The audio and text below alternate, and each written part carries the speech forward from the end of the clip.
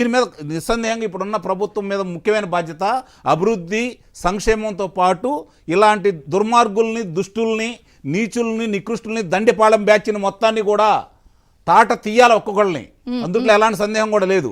పొరపాటున వాళ్ళని కనుక మన్నిస్తే ఈ ప్రభుత్వాన్ని, ఇప్పుడున్న కూటమిని కూడా ప్రజలు కూడా తిరస్కరిస్తారు. ఇది మాత్రం గుర్తుపెట్టుకోవాలి. టీడీపీతో మాట్లాడే ముందు ఒక బ్రేక్ తీసుకుందాం. బ్రేక్ తీసుకుని టీడీపీ బీజేపీ వర్షన్స్ తీసుకుందాం. ఎందుకంటే ఈరోజు వాళ్ళ క్యాబినెట్ కూడా ఉంది. ఒక చిన్న విరామం, చర్చ కొనసాగుతుంది. ఎక్కువ శాతం ఆలోచించింది, పాలన చేసింది, ఆ దిశగానే నిర్ణయాలు తీసుకుంది.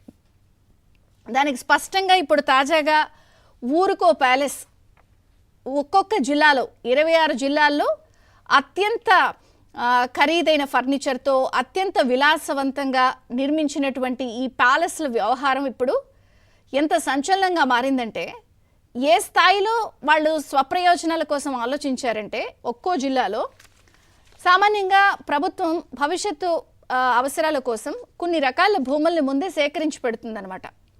సో ఎయిర్పోర్ట్లు కడదామా, లేకపోతే సాగునీటి ప్రాజెక్టులు కడదామా, వాటికి సంబంధించిన భూముల్ని ముందే సేకరించి ప్రజల ఉపయోగం కోసం, అది కూడా క్లాజ్ 22A ఉంచిన భూములన్నింటినీ కూడా చాలా కారు చౌకగా ఎకరం 1000 రూపాయల చొప్పున లీజుకి తీసేసుకుని ఊరికో ప్యాలెస్ని కట్టేశారు. ఏ స్థాయిలో కట్టేశారంటే, నిషేధిత భూములు, ప్రభుత్వ భూములు, అసైన్ ఖరీదైన భూములు, ఒక్కొక్క జిల్లాలో, పట్టణంలో, ప్రధాన నగరాల్లో 2 ఎకరాల చొప్పున వాటి మార్కెట్ ప్రైజే 900 కోట్లు అంటున్నారు ఈరోజు ప్రైజ్. అవి చాలా కారు చౌకగా ఎకరా 1000 రూపాయల చొప్పున లీజుకి ఇచ్చేశారు.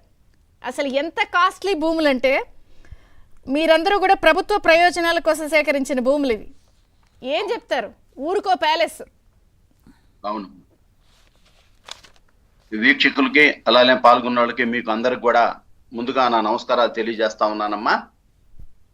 జగన్మోహన్ రెడ్డి అనే వ్యక్తి ఒక విపరీతమైనటువంటి పోకడులు, విపరీతమైనటువంటి మనస్తత్వం గల వ్యక్తి.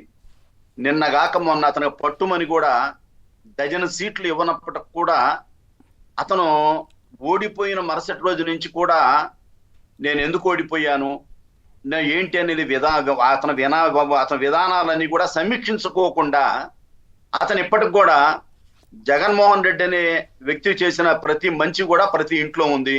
ప్రజలు మర్చిపోరు. 2029 ఎన్నికల్లో చంద్రబాబు నాయుడు మళ్ళీ ఓడిస్తాడు, శిశుపాలుడు తప్పులు ఇవన్నీ మాట్లాడుతూ ఉంటే అతని మానసిక పరిస్థితి సరిగా లేదేమో అనిపిస్తుంది. అది వాళ్ళ శాసనసభ్యులు కూడా నిన్న ఆయన కాసు మహేష్ రెడ్డి గురజాల ఎమ్మెల్యే మాట్లాడుతూ కూడా చెప్పాడు. ఇవాళ చంద్రబాబు నాయుడు గారు ఇంత తంపింగ్ మెజారిటీతో గెలిపించడానికి కారణం మా పార్టీలోకి వచ్చినటువంటి కొంతమంది తెలుగుదేశం అంతకుముందు ఉన్న శాసనసభ్యులే అని, ఆయన ఇండైరెక్ట్ గా కొడాలి నాని అని